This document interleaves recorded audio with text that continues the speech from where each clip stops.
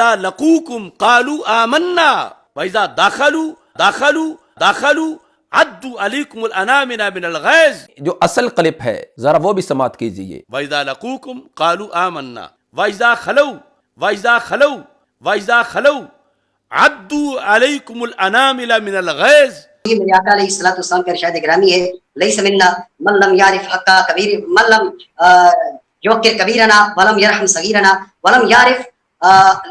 حق عالمنا، اور بعض روایات میں لعالمنا حق ہوا کما قال رسول اللہ صلی اللہ علیہ وسلم. جو اس چبل زمان کے اس اخر کی کنکڑچھی کے ہم نواح ہیں ان کے لیے میں یہ سوال چھوڑ کے جا رہا ہوں. جامعہ معظمیہ وہاں سے جب اس کو فارغ کیا گیا تھا تو اس کی داڑھی کیوں مونڈی گئی تھی؟ استاذ العربی والعجم استاذ القل مولانا محمد نواز کیلانی نقشبندی آپ قدس سر العزیز نے اسی بدبخت کے بارے میں فرمایا تھا کہ اللہ اہل سنت کو اس شخص کے شر سے محفوظ رکھے. ہم بھی یہ دعا کرتے ہیں کہ اللہ اس پورے تکفیر گروپ کے فتنے سے اہل سنت کو محفوظ رکھے. بسم اللہ الرحمن الرحیم والصلاۃ والسلام علی سید الانبیاء والمرسلین وعلی آلہ واصحابہ واہل بیتہ اجمعین.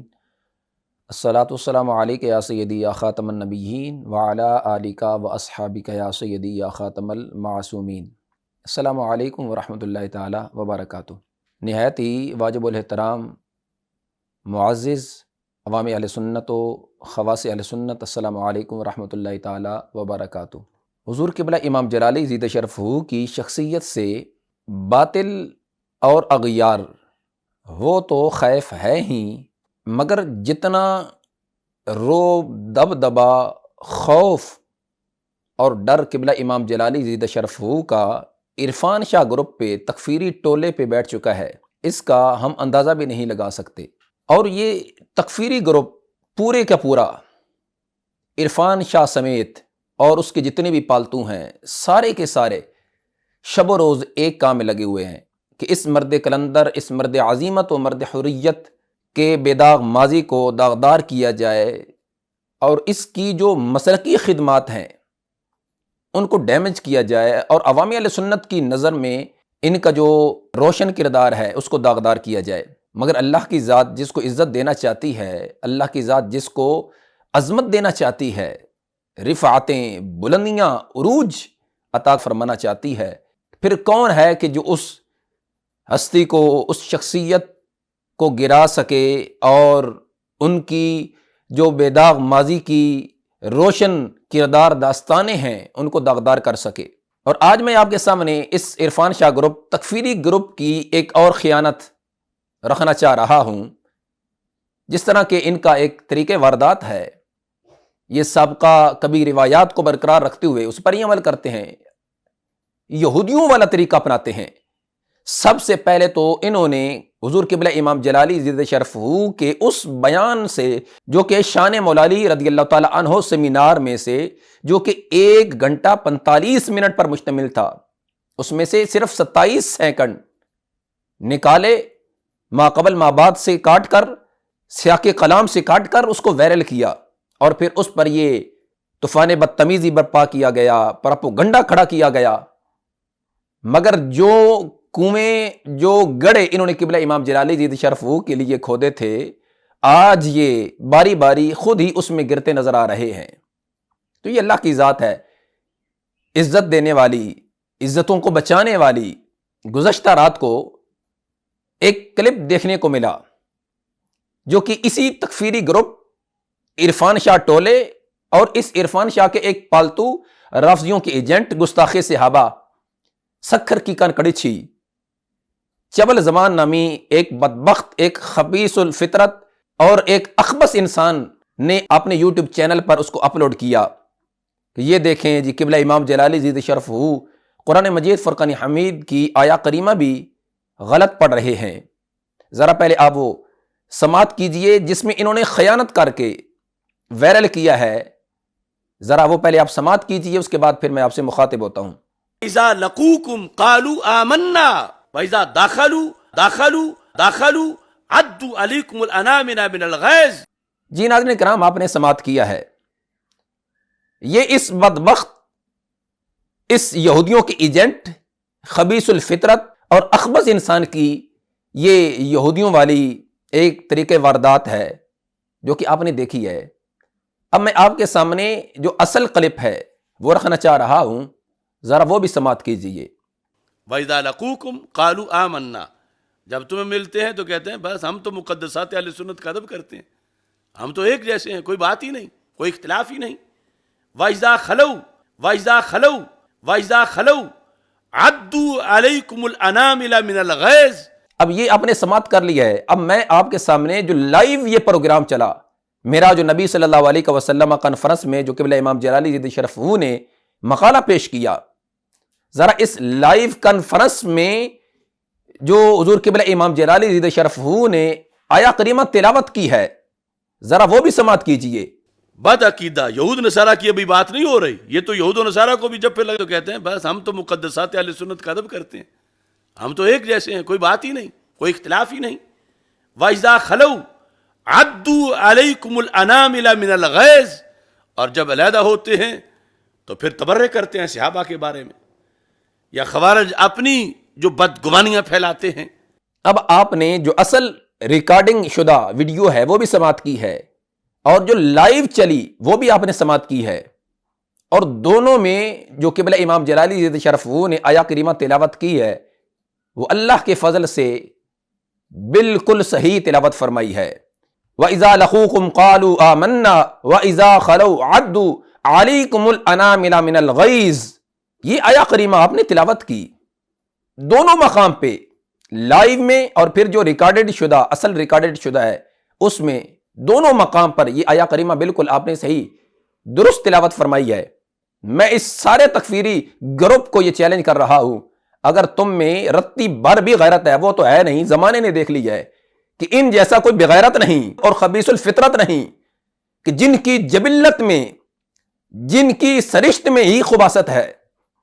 اور خیانت کرنا اور یہودیوں والا شیوا اپنانا ہے، کہ کم از کم کسی ایک موقع پہ تو آ کر کوئی دلیل پیش کرتے اور کسی دلیل کا دلیل کے ساتھ رد کرتے، اور یہی جو خبیث الفطرت اخبث انسان ہے، گستاخ صحابہ، یہ سکر کی کنکڑچھی، اس نے اس سے پہلے بھی کئی بار ایسی خیانت کی کہ جب حضور قبلہ امام جلالی زیدِ شرف نے تاجدار گولڑا علیہ رحمہ کی کتاب سے عقیدہ معصومیت کو بیان کرتے ہوئے ایک حوالہ پیش کیا تھا، تو اس نے سیاق کلام سے کاٹ کر کہا کہ یہ دیکھیں جی، حضور قبلہ امام جلالی زیدِ شرف نے عصمت انبیاء کرام علیہ السلام کا بھی انکار کر دیا ہے، جبکہ ساتھ ہی قبلہ امام جلالی وضاحت بھی کر رہے تھے۔ تو یہ شخص چونکہ سائیکو ہے اور یہ پاگل ہو چکا ہے، اور اس نے جو اس آیا کریمہ کے اندر خیانت کی، ارے بدبخت انسان، اگر تو نے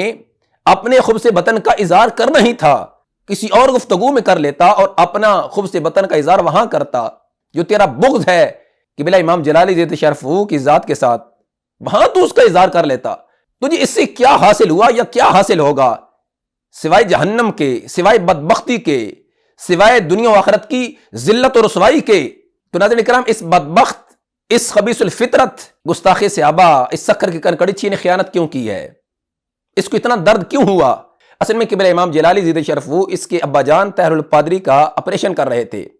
اور اس کے جو سیاہ کارنامے ہیں وہ بیان کر رہے تھے، اور اس آیا کریمہ سے جو بد عقیدہ کے ساتھ بیٹھنا اٹھنا اور ان کی صحبت حاصل کرنا اور پھر ان بد عقیدہ کو اپنے ہاں بلانا، اس کو بیان کر رہے تھے۔ جس طرح کہ یہ بدبخت بھی ان کے پاس جاتا ہے اور وہ اس کے پاس آتے ہیں، اور یہ بدبخت کہتا ہے کہ جی ہم تو ان کے مقدسات کی تعظیم کرنے والے ہیں، ادب کرنے والے ہیں، ہم کسی مذہب کے مقدسات کی توہین نہیں کرتے، اہل سنت نہ عیسائیوں کے مقدسات کی بیعت بھی کرتے ہیں، نہ ہندوؤں کے مقدسات کی بیعت بھی کرتے ہیں، نہ شیعوں کے مقدسات کی بیعت بھی کرتے ہیں، نہ شیعوں کے مقدسات کی بیعت بھی کرتے ہیں، نہ دیوبندیوں کے مقدسات کی بیعت بھی کرتے ہیں۔ تو قبلہ امام جلالی زیدِ شرف اسی چیز کو بیان کر رہے تھے۔ تو اس سے یہ برداشت نہ ہوا کہ میرے ابا جان کا نام لیا جا رہا ہے اور پھر ان کی کلاس لگائی جا رہی ہے، تو کیوں نہ ہو کہ میں اپنے حلالی ہونے کا ثبوت دوں اور اپنے اس باپ کے کردار کا دفاع کروں۔ اس بنیاد پر اس بدبخت انسان نے یہ تعریف کی، قرآن میں تعریف کی ہے، اور پھر چبل زمان بیٹے اس مرد قلندر پہ، اس مرد عظیمت پہ اللہ کا بڑا کرم ہے، بڑا فضل ہے، سرکار کی نظر عنایت ہے کہ ہر سال کی طرح اس سال بھی انشاءاللہ تبارک و تعالی وہ نماز تراویح میں 38واں قرآن مجید فرقان حمید مکمل کریں گے انشاءاللہ۔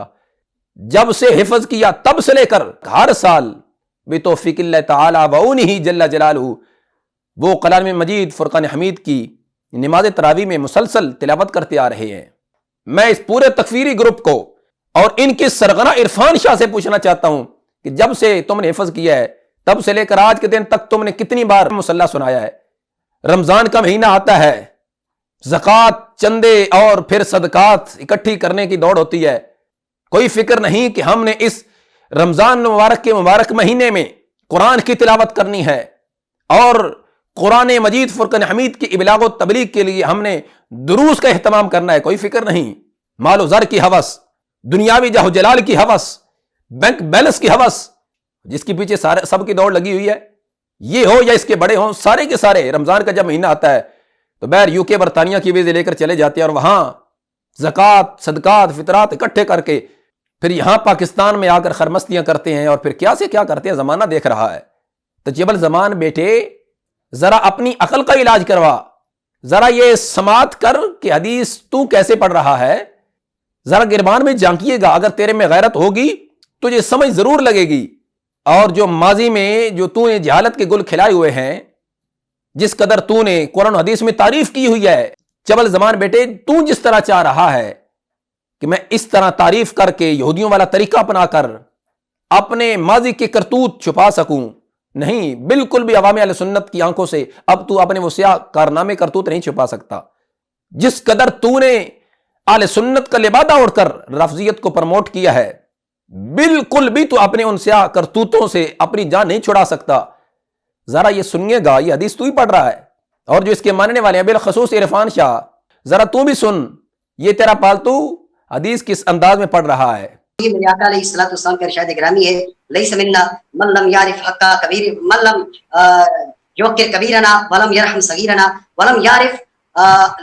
حق عالمنا، اور بعض روایات میں لعالمنا حق ہوا کما قال رسول اللہ صلی اللہ علیہ وسلم، لیس منا من لم یعرف حق کبیر، من لم